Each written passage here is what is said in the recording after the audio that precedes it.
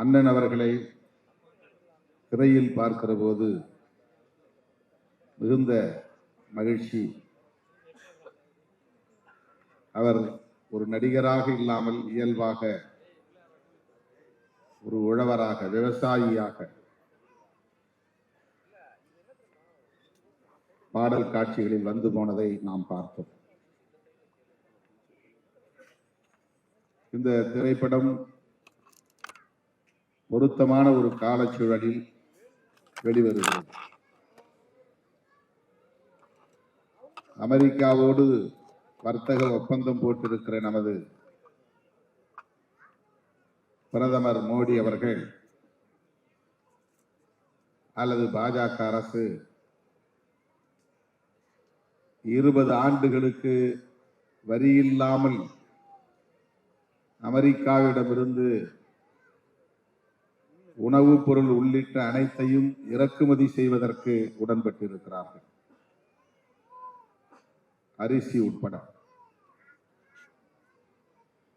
கோதுமை, அரிசி உள்ளிட்ட உணவுப் பொருள்கள் உட்பட என்ன பொருளை அமெரிக்காவிலிருந்து இங்கே இறக்குமதி செய்தாலும் வரி இல்லை.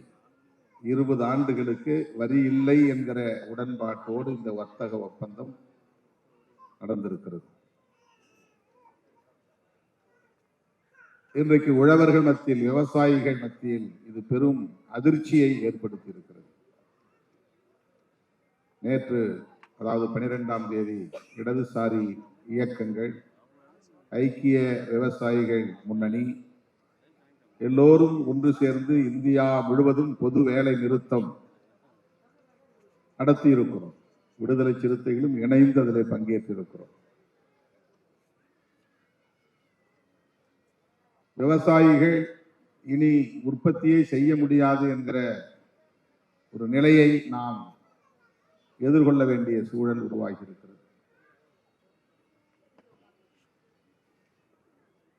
ஒரு வசனம், அண்ணன் பேசிய வசனம், நான் உற்பத்தி செய்கிறேன், விவசாயம் செய்கிறேன், நெல்லை உற்பத்தி செய்கிறேன், அதற்கான விலையை தீர்மானிக்க எனக்கு உரிமை இல்லையா என்ற கேள்வியை எழுப்புகிறார்.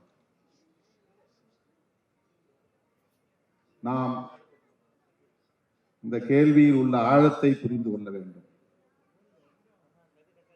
இன்னும்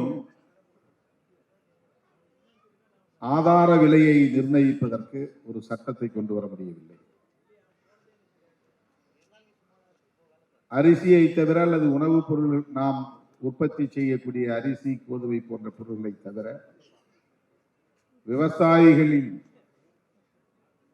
உற்பத்தி பொருள்களை தவிர மற்ற பொருள்களுக்கு மற்றவர்கள், உற்பத்தி செய்கிறவர்கள் விலையை நிர்ணயிக்க முடிகிறது. ஆனால் விவசாயிகள் தாம் உற்பத்தி செய்யக்கூடிய பொருளை, அதற்கான ஆதார விலையை நிர்ணயிக்க முடியாத ஒரு சூழல். இது எங்கே போய் முடியும்? விவசாய உற்பத்தி எதிர்காலத்தில் என்னவாக இருக்க போகிறது என்கிற அச்சத்தை நமக்கு ஏற்படுத்தி இருக்கிறது. பெரும்பாலான நிலங்கள் தரிசு நிலங்களாக மாறி வருகின்றன. சென்னை போன்ற பெருநகரங்களை ஒட்டி இருந்த பயிர் நிலங்கள் முழுவதும் இன்றைக்கு கார்ப்பரேட்டுகளுக்கு தாரை வார்க்கப்படுகின்றன. தொழில் வளர்ச்சி என்கிற பெயரில், ரியல் எஸ்டேட் என்கிற பெயரில் விவசாய நிலங்கள் அனைத்தும் இப்போது பிளாட்டுகளாக மாறிக்கொண்டிருக்கின்றன. நமக்கான தேவைக்கு நாமே உற்பத்தி செய்யக்கூடிய நிலை அருகி வருகிறது. ஒரு காலத்தில் நமக்கான காய்கறிகளை நம்மூர் சந்தையில், உள்ளூர் சந்தையில் நம்மால் பெற முடிந்தது. கம்பு, சோளம், வரகு போன்ற நமக்கான தானியங்களை நம்மால் உற்பத்தி செய்ய முடிந்தது.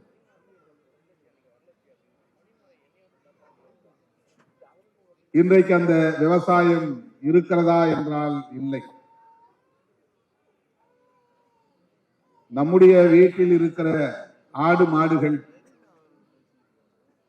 கழிவுகளை, சாணம், ஆட்டு புழுக்கை போன்றவற்றை சேமித்து வைத்து அவற்றை எருவாக மாற்றி விவசாயத்திற்கு நிலத்தை பண்படுத்துவதற்கு நாம் பயன்படுத்திய காலம் உண்டு.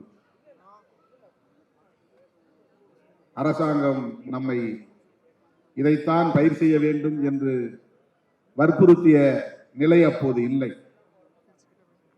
ஆனால் இப்போது உலக சந்தைக்கான உற்பத்தி செய்ய வேண்டும் என்று விவசாயிகள் நிர்பந்திக்கப்படுகிறார்கள். கரும்பு உற்பத்தி, மக்காச்சோளம் உற்பத்தி, அதற்கு அவன் உரம் கொடுக்கிறான், அவனே பூச்சி மருந்தும் கொடுக்கிறான். விவசாயிகள் சுதந்திரமாக தமக்கான உற்பத்தியில் ஈடுபட முடியாத நிலை மாறி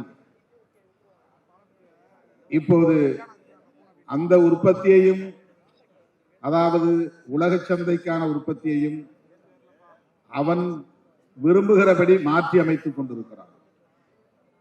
அதிலும் இப்போது விவசாயிகளுக்கான சுதந்திரம் இல்லை. நிலங்கள் பறிபோய் கொண்டிருக்கின்றன. கோடிக்கணக்கான மக்கள் நிலமற்ற விவசாய கூலி தொழிலாளர்களாக இருக்கிறார்கள்.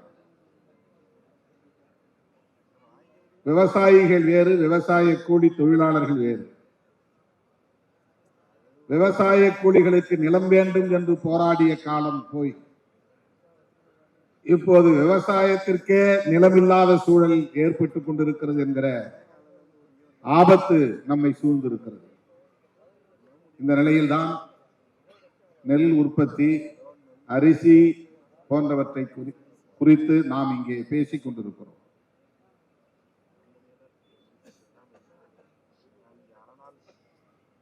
விவசாயம் பாழ்பட்டு போனால் எதிர்கால சந்ததியினரின் நிலை கவலைக்குரியதாக மாறும். வேளாண் சட்டங்கள் எந்த அளவுக்கு உழவர்களுக்கு எதிராக, விவசாயிகளுக்கு எதிராக, விவசாய தொழிலாளர்களுக்கு எதிராக கொண்டு வரப்பட்டது என்பதை நாம் அறிவோம்.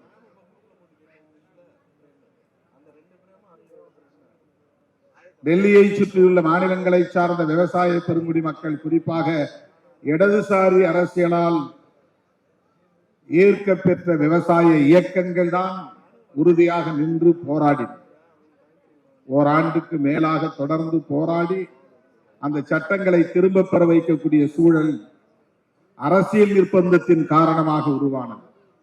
பஞ்சாப், ஹரியானா போன்ற மாநிலங்களுக்கு அப்போது சட்டமன்ற பொது தேர்தல் வராமல் இருந்திருந்தால் கூட இந்த சட்டங்களை அவர்கள் திரும்ப பெற்றிருக்க மாட்டார்கள். ஆனால் விவசாய சட்டங்களை திரும்ப பெற்ற அரசு தொழிலாளர்களுக்கான சட்டங்களை, தொகுப்பு சட்டங்களை இன்னும் திரும்ப பெறவில்லை. 44 சட்டங்கள் இருந்தன, அவற்றை எல்லாம் 4 சட்டங்களாக தொகுத்து விட்டார்கள். தொழிலாளர்கள் சங்கம் அமைக்க முடியாத நிலை, தங்களுக்கான ஊதியத்தை, கூலியை கோரிக்கைகளாக வைக்க முடியாத நிலை, இதுவெல்லாம் எங்கே போய் முடியும் என்று கவலை அதிகரிக்கிறது. இப்படிப்பட்ட ஒரு சூழலில் ஒரு இடதுசாரி இயக்கத்தின் தலைவர் மக்களோடு மக்களாக களத்தில் நின்று போராடி அந்த மக்களுக்காக தன் வாழ்வை ஒப்படைத்துக் கொண்ட ஒரு தலைவர் இன்றைக்கு திரைத்துறையிலே தோன்றியிருக்கிறார். ஒரு நாயகனாக பாத்திரமேற்றிருக்கிறார் என்பது வெறும் திரை கவர்ச்சியான ஒரு அணுகுமுறை அல்ல, திரை கவர்ச்சிக்கான ஒரு அணுகுமுறை அல்ல. அதிலும் ஒரு அரசியல்,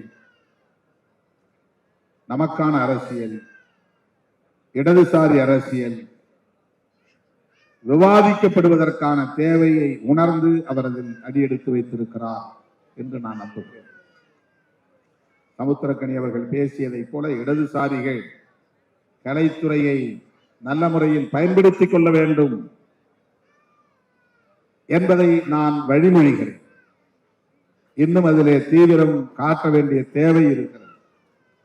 இந்தியாவில் எந்த மாநிலத்திலும் இல்லாத ஒன்று தமிழ்நாட்டிலே அரசியல் துறையும் கலைத்துறையும் பின்னி பிணைந்ததாக இருக்கிறது. தனக்கான முதலமைச்சரை திரையில் தேடுகிறவனாக தமிழன் இருக்கிறான் என்று நாம் பேசுவதை பார்க்கிறோம். இங்கே கருத்தியலுக்கு, போராட்டங்களுக்கு, தியாகங்களுக்கு, முற்போக்கு சிந்தனைகளுக்கு தரப்படுகிற முக்கியத்துவத்தை விட இத்தனை கோடி வருமானம் வரும் அந்த வருமானத்தையும் விட்டுவிட்டு அரசியலுக்கு வந்திருக்கிறார் எங்கள் தலைவர் என்று சொல்லக்கூடிய நிலை தமிழகத்திலே இருக்கிறது.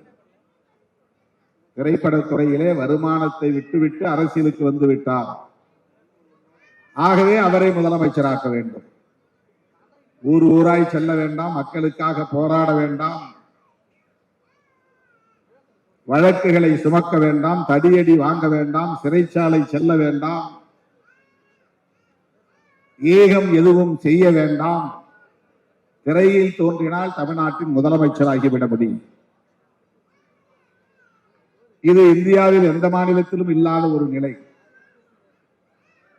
எல்லா மாநிலங்களிலும் திரைக்கலைஞர்கள் இருக்கிறார்கள், இயக்குநர்கள் இருக்கிறார்கள், சூப்பர் ஸ்டார்கள் இருக்கிறார்கள். அமிதாப் பச்சன் இந்தியாவிலேயே ஒரு புகழ்பெற்ற சூப்பர் ஸ்டார் தான். ஆனால் அவர் முதலமைச்சராக ஆசைப்பட்டதில்லை. கேரளாவிலே அப்படி பல சூப்பர் ஸ்டார்கள் உண்டு, மம்முட்டி போன்றவர்கள். அவர்கள் முதலமைச்சராக ஆசைப்பட்டதில்லை. ஆந்திராவிலும் உண்டு, கர்நாடகாவிலும் உண்டு. ஆனால் இந்தியாவில் மட்டும்தான் ஒரு படத்தில் நடித்தால் போதும் அடுத்து முதலமைச்சராகலாம் என்கிற நிலை. ஜனநாயகத்தில் எல்லோருக்கும் அந்த உரிமை உண்டு, நாம் அதை மறுக்கவில்லை. ஆனால் இந்த சிந்தனை போக்கு இருக்கிறதே, இந்த உளவியல் இருக்கிறதே, இந்த திரைத்துறை தமிழக அரசியல் களத்தில் ஏற்படுத்தி இருக்கிற தாக்கம் இருக்கிறது, அது ஒரு பிற்போக்கானதாக இருக்கிறது என்கிற கவலையில் இருந்துதான் சமுத்திரக்கனி அவர்கள் இங்கே இடதுசாரிகள் கலைத்துறையில் இன்னும் தீவிரமாக ஈடுபட வேண்டும் என்பதை முன்மொழிந்திருக்கிறார் என்று நான் நம்புகிறேன். பல தோழர்கள் இன்றைக்கு இடதுசாரி சிந்தனை உள்ளவர்கள் திரைத்துறையில் இருக்கிறார்கள். அவர்கள் கம்யூனிஸ்ட் கட்சிகளில் இல்லாமல் இருக்கலாம், சிபிஐ சிபிஎம் போன்ற கட்சிகளை சார்ந்தவர்களாக இல்லாமல் இருக்கலாம். ஆனால் நமக்கு இருக்கிற பெரிய ஆறுதல் திரைத்துறையில் கலைத்துறையில் இடதுசாரி சிந்தனை உள்ளவர்கள் இருக்கிறார்கள் என்கிற அந்த நம்பிக்கை தான். தோழர்களே, இன்றைக்கு வலதுசாரிகளின் அரசியல் மேலோங்கி இருக்கிறது. எந்த ஆயுதங்களை பயன்படுத்தியும் அதிகாரத்தை கைப்பற்றிவிட முடியும் என்கிற உத்திகளை அவர்கள் கையாளுகிறார்கள். மாநிலத்திற்கு மாநிலம் அவர்கள் உத்திகளை மாற்றுகிறார்கள்.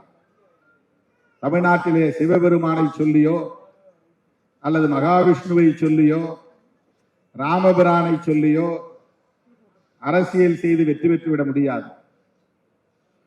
முருகப்பெருமானை சொல்லி பார்த்தார்கள், வேலை தூக்கி பார்த்தார்கள், அது எடுபடவில்லை. திருப்பரங்குன்றத்தையும் கையில் எடுத்து பார்த்தார்கள், அவர்களின் அரசியல் இங்கே வெற்றி பெறவில்லை.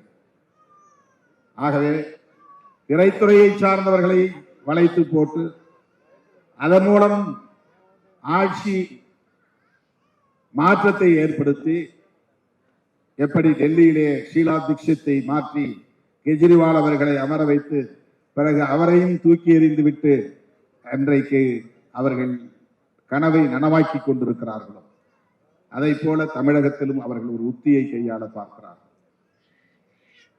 ஆட்சி மாற்றம் நிகழ்வது அது தவிர்க்க முடியாது. இன்றைக்கு வரும், நாளைக்கு போகும்.